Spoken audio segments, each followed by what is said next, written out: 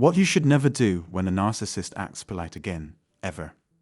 If you're on the verge of emotionally distancing yourself from the narcissist or contemplating the end of the relationship, you may observe a shift in their behavior, a noticeable transformation.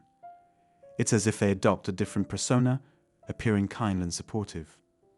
They might make grand declarations about their desire to change and express eagerness for therapy. This behavioral pattern is consistent across various relationships, be it with a parent, friend, or romantic partner. Upon realizing your departure looms, they become acutely aware of their dependency on you. They go to great lengths to retain control, even if it entails concealing their inherent inclination to inflict harm or exert control. They persist in the cycle of abuse as long as they can keep you in close proximity, waiting for the opportune moment to repeat their actions. Now let's delve into another intriguing video. This episode is particularly fascinating as it addresses how to navigate a narcissist's exaggerated displays of affection. I will also guide you on how to interpret your feelings in such situations. Feel free to subscribe if you haven't already.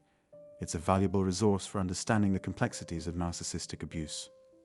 In narcissistic relationships, a typical trajectory involves 3 stages: idealization, devaluation, and discard. The love-bombing phase involves various dynamics, where the narcissist skillfully crafts solutions that captivate you. Gradually, they diminish the attention lavished on you, marking a shift in their behavior. Ultimately, the discard phase ensues, taking various forms. While not delving into exhaustive details, it's crucial to comprehend the impact of the idealization-devaluation cycle on the psyche. If you find yourself ensnared in this cycle, I'll provide strategies for breaking free. Contrary to common perception, narcissists rely more on you than you do on them. They struggle to form genuine connections or experience profound emotions, operating as psychological parasites. Their inner being lacks vitality, resembling a lifeless body devoid of authentic feelings or spirituality. A metaphor that resonates deeply. Your emotions sustain their facade of vitality and the illusion of being alive. Withdraw these emotions, and they wither away. Breaking free from their grip can be challenging, given their dependence on you for support and validation. You serve as a conduit for them to experience the world, and their admiration stems from a desire to emulate you. Consequently, you hold significant value in their lives. When you decide to leave, the narcissist stages a performance, presenting an idealized version of themselves. This strategic display is a response to the seriousness of your intentions. They engage in therapy and make grand claims. This facade may endure for extended periods, potentially spanning months or even years in the most severe cases. The therapy sessions may seem unchanged, with attempts to deflect blame onto you or manipulate the therapist, particularly if the therapist is inexperienced in recognizing such tactics. They might appear attentive and alter their behavior occasionally, but it's typically a facade. Reverting to their ingrained habits is their default mode.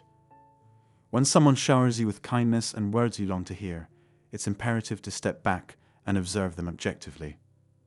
Upon doing so, you'll discern their schemes to entrap and control you.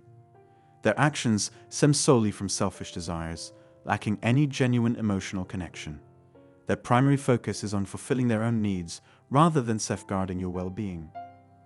A lamentable reality is that many survivors of narcissistic abuse deceive themselves into believing that everything has returned to normal, that their idealized partner has reappeared. Consequently, they become ensnared in a trauma-driven cycle, reinforcing the bond while exacerbating cognitive dissonance and internal conflict. One part of you acknowledges the person's monstrous nature and urges you to leave, while the other remains steadfast, luring you back and fostering attachment, effectively immobilizing you. As you break free from their control and witness their true monstrous nature once again, your anguish intensifies. Oscillating between moments of fleeting respite and profound despair, persistent self-doubt and cognitive dissonance corrode your being, undermining your ability to make decisive decisions. If you find yourself in this predicament, take a step back and scrutinize the motives behind their actions. Reflect on recurring patterns within the relationship and pose challenging questions to yourself, such as, Do I observe patterns of kindness followed by mistreatment? Evaluate how you discern that this time is different and that they genuinely desire change after years of reprehensible behavior. It's reasonable to harbor doubts about the authenticity of their words amidst seemingly incongruous transformations. Can you genuinely trust their proclaimed intentions?